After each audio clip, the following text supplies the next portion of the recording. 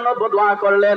এবার ওই দুপা লোকটি বাড়ি থেকে বের হলো, তার হাতের মধ্যে 3টি রুটি ছিল, কিন্তু তার নিয়ম ছিল, তার স্বভাব ছিল, সে যখন বাড়ি থেকে বের হয় কোনো ভিক্ষুক দেখে তখন ভিক্ষুককে রুটি দেয়। এবার ওই ভিক্ষুককে একটা রুটি দিয়েছে, ভিক্ষুক তার জন্য দোয়া করেছে, ওগো আল্লাহ, ওই দুপাকে তুমি যাবতীয় আসমানি গজব থেকে তুমি হেফাজত করো।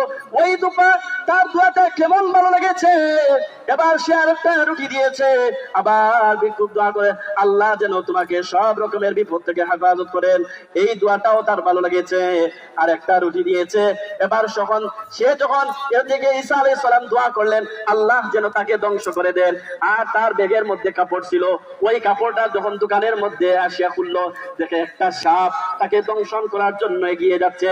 হঠাৎ একজন ফেরেশতা ঈসা এবার ওই সাপটাকে ধরে ফেলছে, মুঠের মধ্যে নিয়ে ফেলছে। এই ঘটনা যখন জানাজানি হলো, ঈসা আলাইহিস সালাতু ওয়াস সালামের কাছে খবর গেছে। ঈসা আলাইহিস সালাতু ওয়াস সালাম আসিয়া দুপাকে জিজ্ঞাসা করলেন, এ দুপা, তুমি কোন আমল করেছো যে আমলের কারণে একটা সাপ তোমাকে দংশন থেকে বিরত রেখেছে, তোমাকে কামড় দেয় নাই, আক্রমণ করে নাই? এবার দুপা তখন বলে, আমি জীবনে কোনো আমল করিনি, তবে একটা আমল আমি সব সময় করতাম।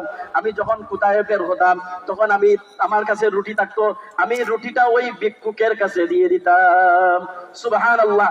এই যে দান করার কারণে একটা দুপা সাপের আক্রমণ থেকে রক্ষা পাইছে। এজন্য আমাদের উচিত আমরা এই যে দান করবো ঈদগাহ ময়দানে সবাই যে